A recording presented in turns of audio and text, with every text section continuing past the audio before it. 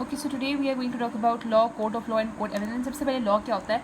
Law जो है वो एक बड़ी एल्यूसिव सी टर्म है, बहुत ही एक अनकॉम्प्रिहेंसिव सी टर्म है, जिसके मतलब यहाँ पे एल्यूसिव का मतलब है कि बहुत ही ब्रॉड टर्म है जिसके मीनिंग्स मल्टीपल हो सकते हैं, but define a comprehensive definition.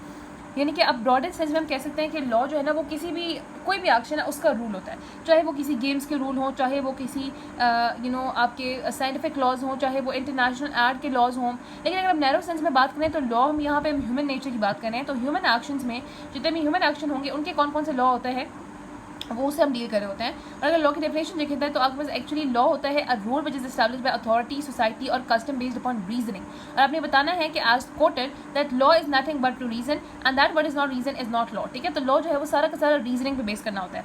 अब लॉ की दो टाइप्स होती हैं और दो इसकी सोर्सेज होते हैं। तो यहाँ पे दो सोर्सेज ऑफ लॉ भी बताए गए हैं, एक होता है कॉमन लॉ, दूसरा होता है स्टैट्यूट लॉ।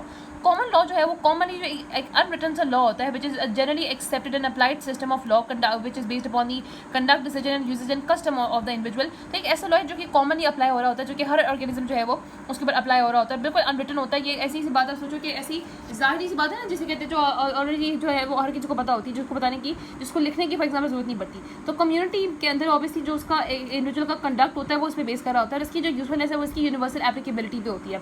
दूसरा आता है स्टैट्यूट लॉ, जिसको फोर्टिफाइड लॉ भी कहते हैं। It is actually the body of law.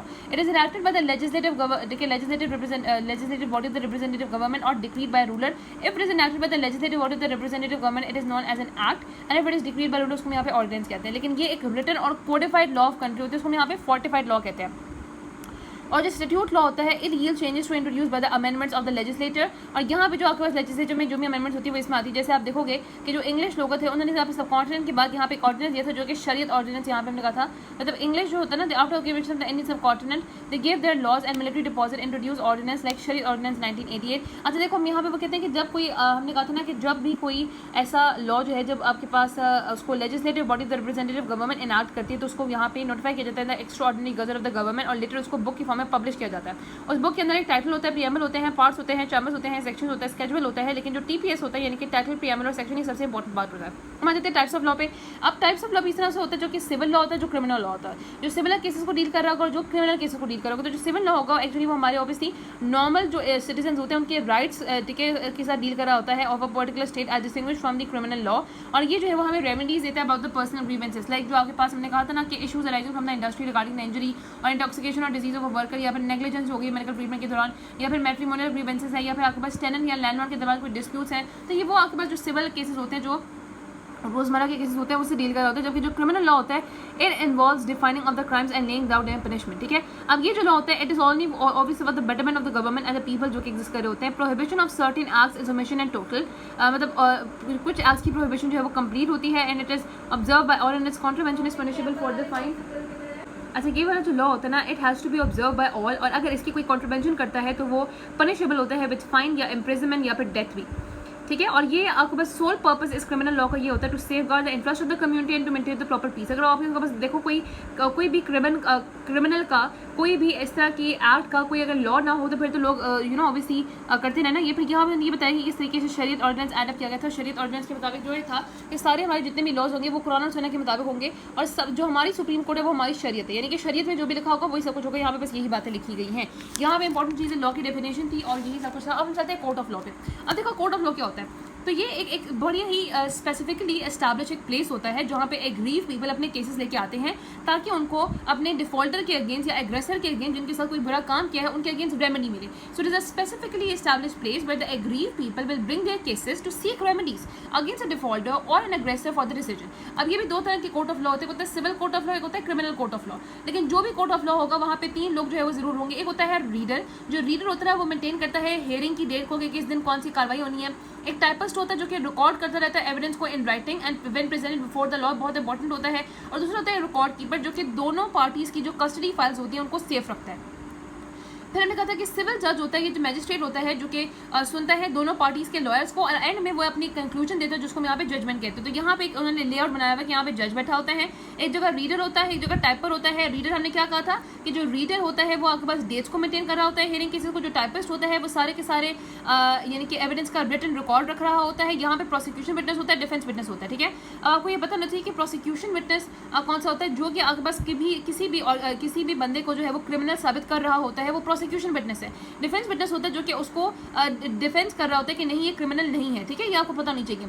फिर ये लॉ यहाँ पे वेटिंग एडवोकेट्स बैठे होते हैं, यहाँ पे दूसरे भी वेटिंग विटनेसेस बैठे होते हैं, यहाँ पे एक रिकॉर्ड क्लर्क होता है जो कि ऑब्वियसली सारा रिकॉर्ड रख रहा होता है, जिसके पास कस्टडी फाइल्स होती है दोनों पार्टीज की, और यहाँ से पब्लिक एंट्रेंस होती है, तो ये पूरा लेआउट होता है। अब कोर्ट जो है वहाँ के पास, अगर हम डिस्ट्रिक्ट की बात करें, एरियाज की बात करें, तो 3 तरह के कोर्ट होते हैं। सबसे पहले होता है कोर्ट ऑफ फर्स्ट इंस्टेंस या एरिया कोर्ट। इन कोर्ट की जो जुरिस्डिक्शन होती है वो स्मॉल होती है, एक इलाका की होती है, लेकिन ये डिपेंड कर रहा होता है कि उस जगह पे क्राइम कितना हो रहा है या उस जगह की पॉपुलेशन कितनी है, और इसको प्रिसाइड कर रहे होते हैं सिविल जजेस, ठीक है, या मैजिस्ट्रेट प्रिसाइड कर रहे होते हैं। फिर आते हैं आपके पास second court, court of second instance या डिस्ट्रिक्ट कोर्ट। अब जो ये कोर्ट होते हैं उनकी जुरिस्डिक्शन थोड़ी सी बड़ी होती है, ये पूरे डिस्ट्रिक्ट में फैले हुए होते हैं। यहाँ पे डिस्ट्रिक्ट के सेशन जजेस आते हैं, और एडिशनली ये ऐसे केसेस जो कि यहाँ पे फॉर एग्जाम्पल जो कि जो है ना वो सेटिस्फाई नहीं कर सके जो लोग अपने केसेस को, वो अपनी अपील जो है इस केस के जो वाले जो है कोर्ट की अपील सेकंड कोर्ट में लेके जा सकते हैं। उसके बाद आता है सबसे जो यहाँ पे हाई कोर्ट होता है जो कि प्रोविंस में सबसे बड़ा कोर्ट होता है, जिसको हम कोर्ट ऑफ थर्ड इंस्टेंस भी कहते हैं। अब यहाँ पे या तो एक सिंगल जज बैठा हुआ होता है या फिर एक आपके पास बेंच ऑफ जज बैठा होता है जो कि यहाँ पे इसको कंट्रोल कर रहा होता है। यहाँ पे क्रिमिनल और सिविल दोनों तरह की जुरिस्डिक्शन होती हैं, और ये मेनली अपील दे रहा होता है आपके पास from the court which are below to it. और इससे भी बड़ा आपके पास आता है सुप्रीम कोर्ट। देखो अगर शरीयत कोर्ट में कोई ऐसा केस आया है जो कि यहाँ पे सॉल्व नहीं हुआ तो वो अपील जा सकती है सुप्रीम कोर्ट में। उसी तरीके से अगर हाई कोर्ट में कोई ऐसा केस आया जो यहाँ पे सॉल्व नहीं हुआ तो वो अपील भी सुप्रीम कोर्ट में जा सकती है। तो ये 3 तरह के कोर्ट होते हैं।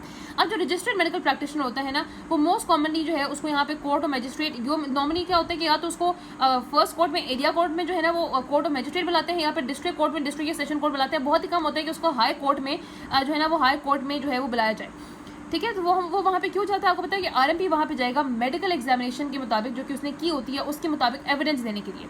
अब उसको ये बताना चाहिए कि हॉस्पिटल के और आपके पास जो लॉ होता है ना, जो वहाँ पे जगह होती है उसके एनवायरमेंट में बहुत ज़्यादा डिफरेंस होता है। वो एनवायरमेंट बहुत टेंस और डिसिप्लिन होता है।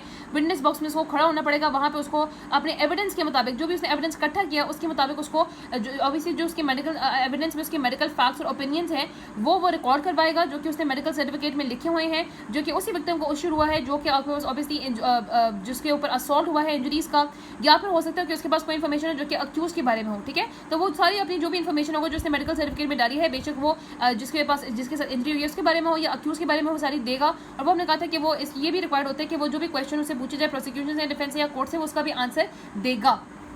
फर्दरमोर वो कहते हैं कि ये ना कोर्ट की बहुत ज़्यादा पावर होती है।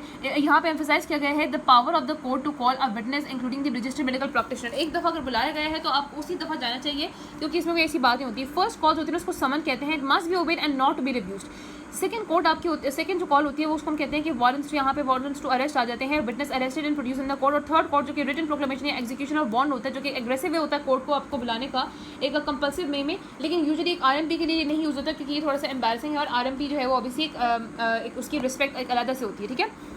अब यहाँ पर आ जाता है कोर्ट एविडेंस के। एविडेंस क्या होता है? एविडेंस आपको पता है कि किसी भी इशू में it is a fact in an issue. Simple बात करें तो a fact in an issue, किसी भी इशू में फैक्ट जो होता है ना जिसको हमने प्रूव करना होता है वो एक एविडेंस होता है। अ विटनेस, ठीक है, which a witness knows through perceiving by his sense of vision, hearing and smell and taste and touch.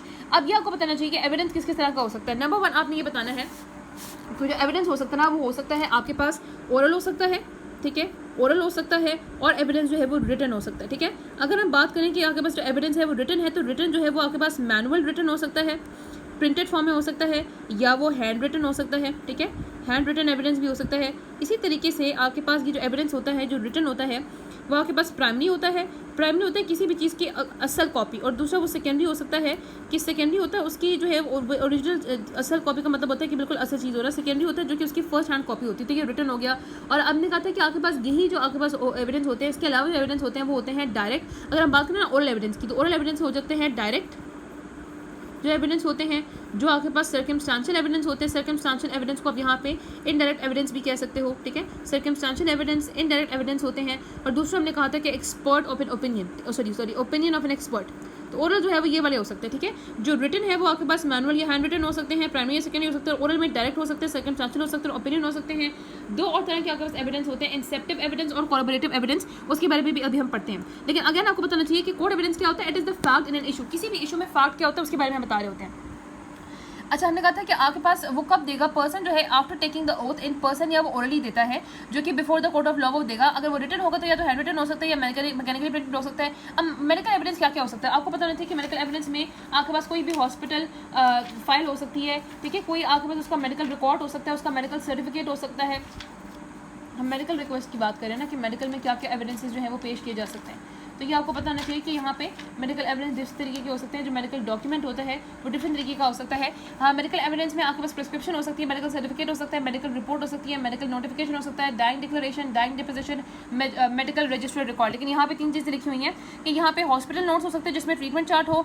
दूसरा लोग कहते हैं कि आपके पास रिजल्ट हो सकता है ऑफ द मेडिकल इन्वेस्टिगेशन, और मेडिकल पब्लिकेशन हो सकती हैं। ठीक है, मेडिकल पब्लिकेशन का मतलब है कि आपके पास फॉर एग्जाम्पल हमने किसी बुक में से कोई जो है ना वो कोई ऐसा कोई स्टेटमेंट देनी है जो कि हमने एज अ एविडेंस पेश करनी है, तो उसमें हम यहाँ पे मेडिकल पब्लिकेशन लेके आएंगे और आप देखोगे कि एक्चुअली एक पेज होता है जिसके ऊपर आप मेडिकल पब्लिकेशन में ऑथर का और उसका जो है ना वो एडिशन वगैरह लिखते हैं, वो सब कुछ होता है। अच्छा, प्राइमरी क्या होगा? प्राइमरी एविडेंस एक ऐसा एविडेंस होगा जिसमें which includes the original and if it contains many parts, so all parts, तो उसको हम कहेंगे प्राइमरी एविडेंस।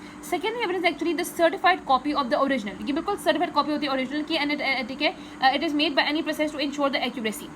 अब यहाँ पे जो ओरल एविडेंस होते हैं वो 3 तरह के हो सकते हैं, डायरेक्ट हो सकते हैं, सर्कमस्टेंशियल हो सकते हैं, और आपके पास ओपिनियन ऑफ एक्सपर्ट होता है। डायरेक्ट क्या होता है? Direct evidence proves the existence or non-existence of a fact in an issue that a witness knows. Direct evidence जो होता है वो डायरेक्टली आपको बताता है कि वेदर कोई फैक्ट एग्जिस्ट करता है या नहीं करता। डायरेक्ट बात है, कोई इधर उधर की बात ही नहीं है। तो यहाँ पे डायरेक्टली प्रूव द एग्जिस्टेंस और non existence of a fact in an issue that is known by the witness. ठीक है, क्योंकि आपके पास यहाँ पे होता है आई विटनेस होता है। जो भी आई विटनेस होगा वो डायरेक्टली या तो हमें बताएगा कि वो फैक्ट एग्जिस्ट करता है या तो वो फैक्ट एग्जिस्ट नहीं करता। जैसे आपके पास एक रोड साइड का एक्सीडेंट हुआ है, उसमें कार ने एक बंदे को हिट किया है, जो वहाँ पे बंदा पेडेस्ट्रियन पे खड़ा होकर उसने देखा है कि हाँ उसने हिट किया है, तो वो आई विटनेस होगा और उसने देखा है, तो उसने जो है यहाँ पे इस केस में वो इस चीज़ को प्रूव करेगा कि हाँ ये फैक्ट एग्जिस्ट करता है, तो उसको हम यहाँ पे डायरेक्ट एविडेंस कह देंगे। जबकि सर्कमस्टेंशियल एविडेंस क्या होता है? It is actually tends to prove a fact by the process of inference. यहाँ पे हमने कहा था कि फैक्ट प्रूव होता है बाय द एग्जिस्टेंस और non existence of a fact in an issue. यहाँ पे जो प्रूव होता है वो होता है bye the process of inference. Inference का मतलब है a fact inferred from other fact. जैसे वो कह रहे हैं कि आपके पास कोई रोड साइड एक्सीडेंट हुआ, वहाँ पे हमें कार नहीं मिली, हमें सिर्फ डेड बॉडी मिली है, लेकिन वहाँ पे हमें टायर के मार्क्स मिले हैं, वहाँ पे हमें ब्रोकन ग्लास के पीसेस मिले हैं, जिससे हम यहाँ पे इन्फर कर सकते हैं कि शायद यहाँ पे कोई रोड साइड एक्सीडेंट हुआ है। तो यानी कि it will tend to prove a fact by another fact और by the process of the inference. उसके बाद होता है ओपिनियन ऑफ एन एक्सपर्ट। अब जो एक्सपर्ट का ओपिनियन होता है उसमें हमने कहा था कि कोई भी ये जो एक ऐसी कंक्लूजन होती है which is made bye a technical man observed by the train and qualified person train and qualified person in respect of speciality. कोई भी जो ट्रेन या क्वालिफाइड पर्सन होता है वो अपनी स्पेशलिटी के मुताबिक जो है वो आपके पास ओपिनियन देगा, और ओपिनियन जो है वो मेडिकल एग्जामिनर का हो सकता है regarding the weapons of the offence, जब वो आपके पास वूंड्स के कैरेक्टरिस्टिक को देखता है।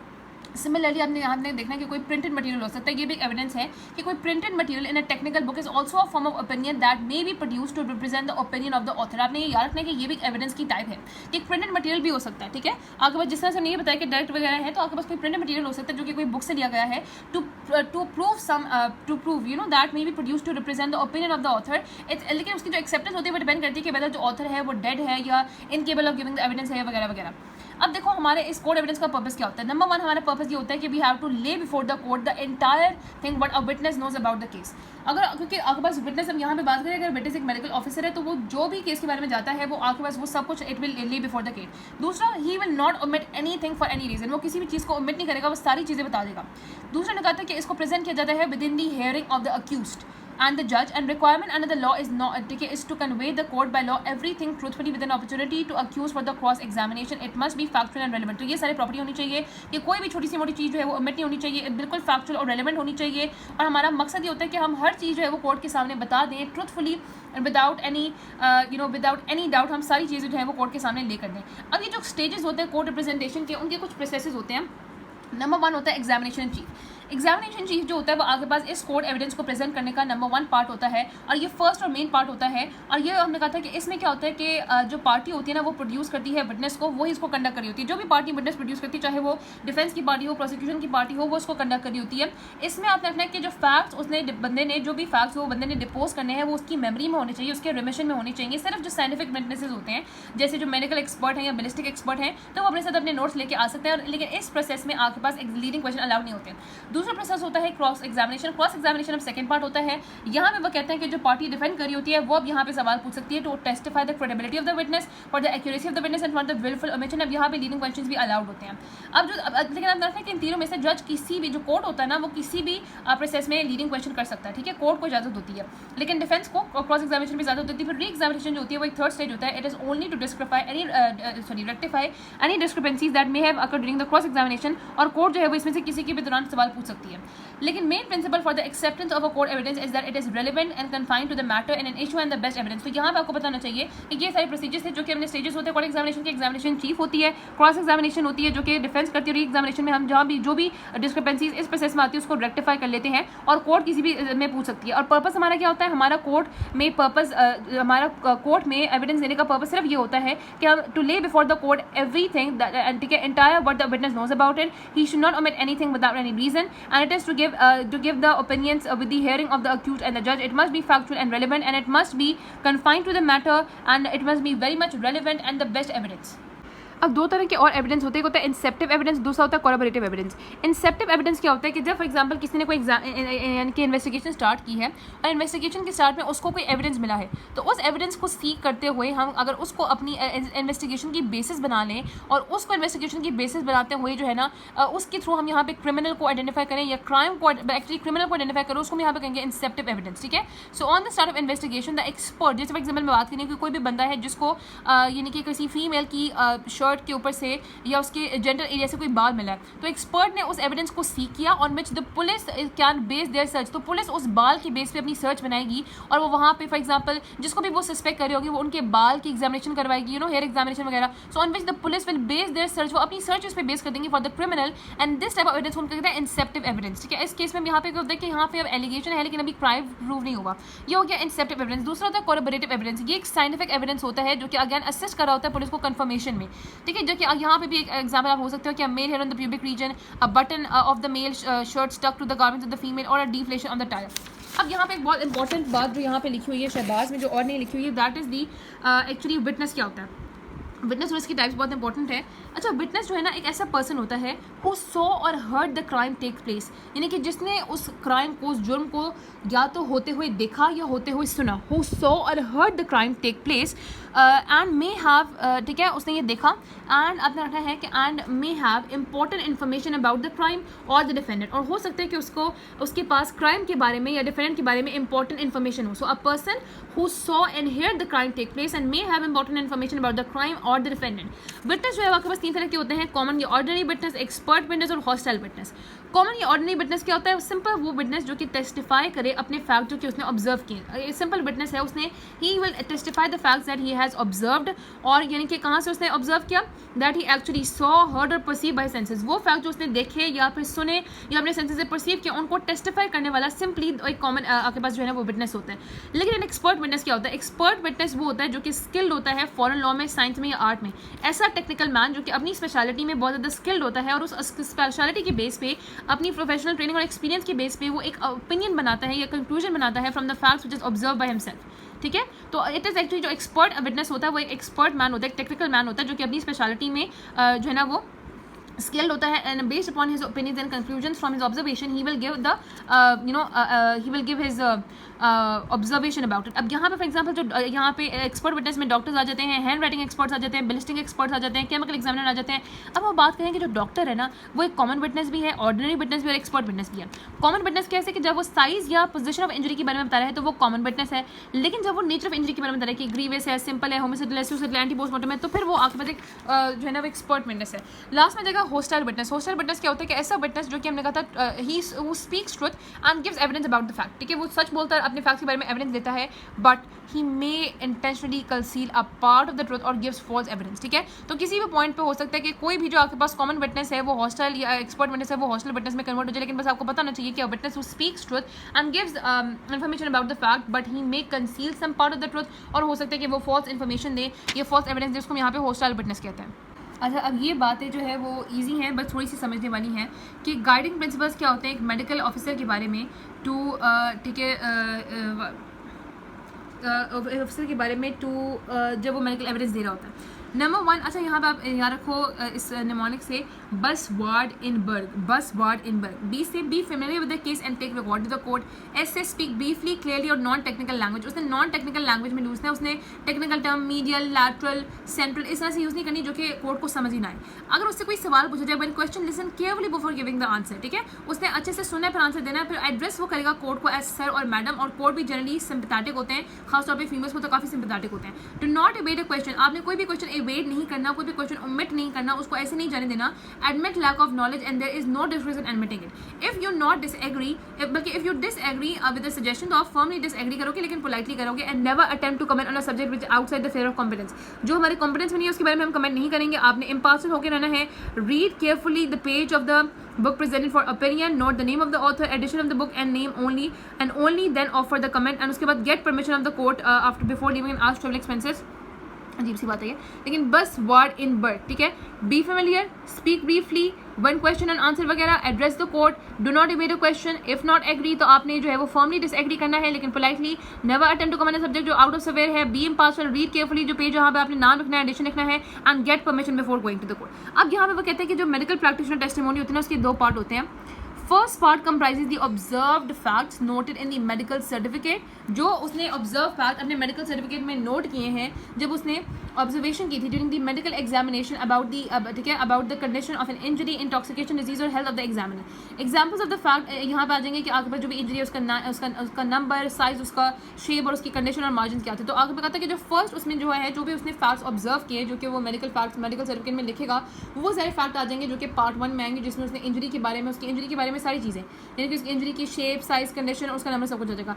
सेकेंड पार्ट जो है वो अब यहाँ पे उसने जो मेडिकल सर्टिफिकेट बनाया है, जहाँ पे उसने ऑब्जर्वेशन देखी है, उसकी बेस पे जो उसने ओपिनियन डिराइव किया है या उसने कहा कि इन्फ्रेंस ड्रॉन होगा, वो आएगा. Second part is the framed opinion और inference drawn by the medical practitioner from the above stated facts and taking the same time the cause of injury would include. ठीक है. तो यहाँ पे क्या आ जाएगा, और सेम टाइम में वो क्या है कि वो एक तो अबव स्टेटेड फैक्ट्स को माइंड में रखे और एक ओपिनियन फ्रेम करे या इन्फ्रेंस ड्रॉन करे, और उसके इसी के साथ साथ सेम केस ऑफ इंजरी जो है ना वो उसको एक अपने माइंड में रखे. तो और यहाँ पे सेकंड पार्ट में आ जाएगा कि for example weapon of causation क्या है, शार्प या ब्लंट है, इंजरी की ग्रेविटी क्या है, सिंपल है, सीरियस है, डेंजरस है, और एज ऑफ इंजरी क्या है, फ्रेश है, ओल्ड आ जाएगा. ठीक है.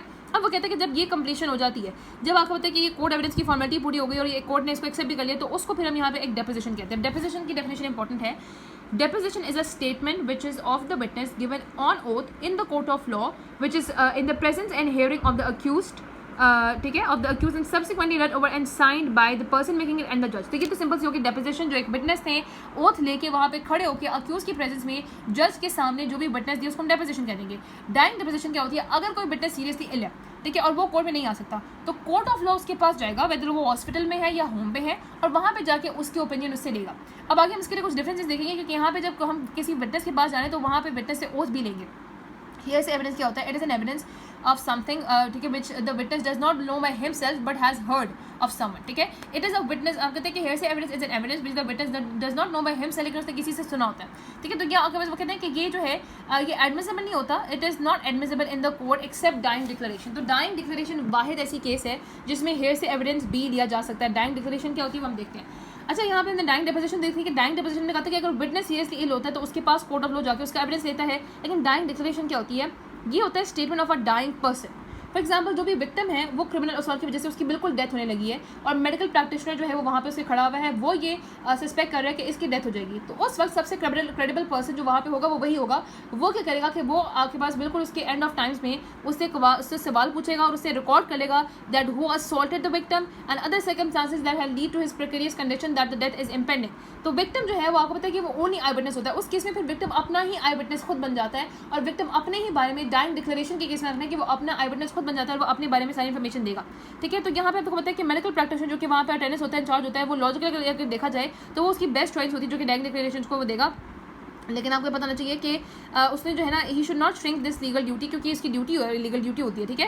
एंड बीइंग द बेस्ट जज अबाउट द फिजिकल कंडीशन, उसको पता है कि वो जो है वो मेरा मेडिकल कंडीशन सही है कि नहीं. ठीक है. Difference between dying declaration and dying deposition and you know condition of the admissibility should not be forgotten. अब यहाँ पे इन दोनों की डिफरेंस होता है कि डिफरेंस बिटवीन डाइंग डिक्लेरेशन क्या है, डाइंग डिपोजिशन क्या है. यहाँ पे लग सकते हैं ओरास वी. ठीक है. ओ से लीगल फॉर्मेलिटी जो डिक्लेरेशन में ओथ की जरूरी होती है वो तो बंदा ऑलरेडी मरा होता है, लेकिन यहाँ पे ओथ की लीगल फॉर्मेलिटी नेसेसरी होती है. ठीक है. पर यहाँ पे हमने कहा था कि यहाँ पे कोई भी क्रेडिबल पर्सन जो है can be record including the attending medical practitioner, लेकिन यहाँ पे कोर्ट ऑफ लॉ या जस्टिस ऑफ पीस आगे खुद रिकॉर्ड करती है. फिर उसके बाद आ जाएगा एस, नहीं ए है कि ये आपके पास होता है in the presence of the accuse, यहाँ पे अक्यूज के प्रेजेंस होना जरूरी नहीं, फिर आ जाएगा एस, एस का मतलब यहाँ पे आ जाएगा सबसे पहले कि सब्जेक्टेड टू, कि ऐसा criminal case and circumstances of the death subjected to declaration, जबकि यहाँ पे हमने कहा था रिकॉर्डेड एनी केस जहाँ पे भी विटनेस इल होगा वो सारा होगा, जब यहाँ पे वो क्रिमिनल केस कोई भी ऐसा क्रिमिनल केस जहाँ पे होमिसाइड हुआ हुआ है, जहाँ पे डेथ जो है ना वो जहाँ पे ऐसा हो कि आपके पास कोई अटैक हो, होमिसाइडल अटैक हो, तो वहाँ पे ये आ जाएगा, जबकि यहाँ पे जब विटनेस इल होता है तो वाला केस आएगा, ये सब्जेक्टेड टू हो गया। फिर स्टेटमेंट हमने कहा था कि it includes only the statement of the dying person, it includes the statement of the dying person and it is also cross examination with the accuse, ठीक है।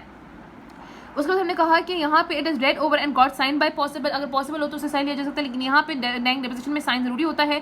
यहाँ पे हमने कहा था कि after that it is send to the इलाका magistrate, जबकि यहाँ पे फॉर्मेलिटी की जरूरत नहीं होती है, वो क्योंकि कोर्ट ऑफ जस्टिस ने खुद आके लिया है। अब ये जो डाइंग डिक्लेरेशन होती है ना, ये सिर्फ तब वैलिड होती है अगर पर्सन वाकई में डेड हो जाए, लेकिन डाइंग डिपोजिशन जो है वो आपके पास अगर पर्सन की डेथ ना भी हो तब भी ये वैलिड होता है, क्योंकि हमने तो सारी फॉर्मेलिटीज पूरी की हैं, ओथ भी लिया है, सारा कुछ लिया, ठीक है। हम आ जाते हैं लीगल प्रोसीजर्स पे। तो legal procedure actually the legal proceedings which are conducted during a trial in, ठीक है, in the court of law when the court is in session.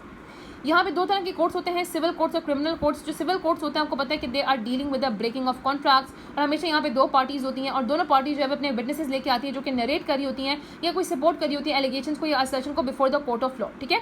और ड्यूटी अब यहाँ पे होता है कि विटनेस की, अब कहते हैं कि duty to produce the witness जो होता है ना, जिस पार्टी ने एलिगेशन बनाई है वही पार्टी विटनेस प्रोड्यूस करती है, लेकिन आपने रखना है कि जो ओनर्स ऑफ प्रूफ होता है ना किसी में जा सकता है। ओनर्स ऑफ प्रूफ होता है obligation of the prosecution to take case against the accuse. देखो प्रोसिक्यूशन जो है वो क्या कर रहा होता है कि वो हमेशा कोशिश कर रहा होता है कि जो अक्यूज है ना, मतलब जो भी आपके पास बंदा है उसको क्रिमिनल साबित किया जाए। तो जो ओनर्स ऑफ प्रूफ है, ये जो एबिलिटी है ऑफ द प्रोसिक्यूशन कि वो उस बंदे को जो है वो क्रिमिनल साबित करे, ये किसी की भी फेवर में जा सकता है। जहाँ पे मैंने बताया हुआ कि फॉर एग्जाम्पल एक बंदा जो है, एक फीमेल है जो कि डिवोर्स का केस लेके आई हुई है क्योंकि उसका जो हस्बैंड है वो इंपॉर्टेंट है, तो अगर फॉर एग्जाम्पल जो हस्बैंड ये क्वेश्चन रेज कर दे कि फीमेल को वेजनिज्म है, तो फिर यहाँ पे ऑनर्स ऑफ प्रूफ जो है उसकी तरफ शिफ्ट हो सकता है। जबकि क्रिमिनल कोर्ट हमने कहा था कि वो जो है वो अक्यूज्ड जो कि किसी क्राइम का गिल्टी होता है उस पर डील कर होता है। यहाँ पे स्टेट ही प्रोसिक्यूटर होता है और वो ही जो है वो विटनेस लेके आती है, और वो जो है ना क्या करी होती है कि वो आपके पास जो बंदा होता है उसको यहाँ पे स्टेट जो है उसको या तो जो है ना वो उसको देख रही होती है कि उसने क्राइम किया है कि नहीं। लेकिन यहाँ पे वो कहते हैं कि it is done keeping in mind the essential component of the criminal responsibility. कुछ ऐसे एसेंशियल कॉम्पोनेंट्स होते हैं क्रिमिनल रिस्पॉन्सिबिलिटी के, जिसमें नंबर 1 आता है प्रिजम्पशन, नंबर 2 एक्सेप्शन। प्रिजम्पशन ये है कि देखो हर कोई अपने एक्शन के लिए खुद रिस्पॉन्सिबल होता है और हर कोई इनोसेंट होता है अंटिल प्रूवन गिल्टी। और थर्ड बहुत इंपॉर्टेंट बात ये है कि अगर ये बहुत इंपॉर्टेंट बात है कि अगर for example if in the conclusion of the court, आपके पास जब यहाँ पे कोर्ट का सेशन कंक्लूड हो गया, so if court is in the reasonable doubt, वो कहते हैं कि at the conclusion of the criminal case, if the court is in reasonable doubt about the allegation of commission of crime, so the case will be resolved in the favor of the accused। इसको benefit of doubt मिल जाएगा कि case जो court था उसको doubt था, तो doubt की वजह से जो फेवर हुआ वो अक्यूज की फेवर में हो गया। जबकि एक्सेप्शन हमने कहा था कि 3 केस में एक्सेप्शन होती है, इमेच्योरिटी, इंसैनिटी और इंटॉक्सिकेशन। अगर फॉर एग्जाम्पल एक बच्चा है जो कि 8-10 साल से कम का है, या एडल्ट है जिसकी मेंटल यहाँ पे इलनेस है, या कोई इंटॉक्सिकेटेड इंडिविजुअल होता है, तो उसका हमने कहा था कि they are not consider eligible और able to comprehend the nature और the quality of their action, तो उनको जो है वो माफ कर दिया जाता है। लेकिन जो इंटॉक्सिकेटेड पर्सन होता है उसका यहाँ पे मेक श्योर किया जाता है कि वेदर उसने इंटॉक्सिकेशन जो की है उसने अपने विल से की है या नहीं, या उसने नोइंगली किया है या नहीं, ये आपके पास बहुत इंपॉर्टेंट होता है। अब जो कहते हैं ना with the plea of insanity, plea of insanity क्या होता है? प्ली ऑफ इंसैनिटी हमने कहा था फॉर एग्जाम्पल अ पर्सन, कोई ऐसा बंदा है जो कि आपके पास एक डिजीज ऑफ माइंड से सफर कर रहा है, ठीक है। तो वो कहते हैं कि जो पर्सन डिजीज ऑफ माइंड से सफर कर रहा है तो अपनी इस बेस या सलाहियत ना होने की वजह से, तो owing to this he is prevented from comprehending the nature of his conduct, ठीक है, and can not be held criminally liable. तो उसको भी यहाँ पे so therefore he can not be he can not be trial उसके ऊपर नहीं किया जा सकता, तो उसको कहते हैं प्ली ऑफ इंसैनिटी। अगर प्ली ऑफ इंसैनिटी का केस आ जाता है तो हम यहाँ पे मैकनॉटन रूल यूज करते हैं। अब मैकनॉटन रूल क्या होता है? मैकनॉटन ये कहता है कि at the time of commission of crime he was suffering from the defect of reason, यानी कि वो रीजनिंग नहीं कर पा रहा था, उसको नहीं पता था कि आपके पास क्या वजह होनी चाहिए, ठीक है। सो मैकनॉटन रूल ये कहता है कि during the time of commitment of the crime the person was suffering from the defect of reason, the defect of reason was due to the disease of mind. और जो डिजीज ऑफ माइंड होता है, disease of mind की वजह से उसको नहीं पता कि उसकी जो क्वालिटी है, उसकी नेचर क्या था, उसकी नेचर की क्वालिटी, उसने जो किया है उसकी नेचर या क्वालिटी क्या है। और दूसरा हमने कहा था कि if he did not know the nature and the quality of his action, he did not, अगर उसको पता था कि यार, तो उसको ये नहीं पता था कि वो गलत कर रहा है। इसको हम इररेजिस्टिबल इंपल्स या पुलिसमैन एट द शोल्डर भी कहते हैं कि अगर फॉर एग्जांपल एक बिल्कुल उस बंदे की ना इररेजिस्टिबल इंपल्स होता है, उसने कोई गोली पकड़ी हुई है वो चला देगा,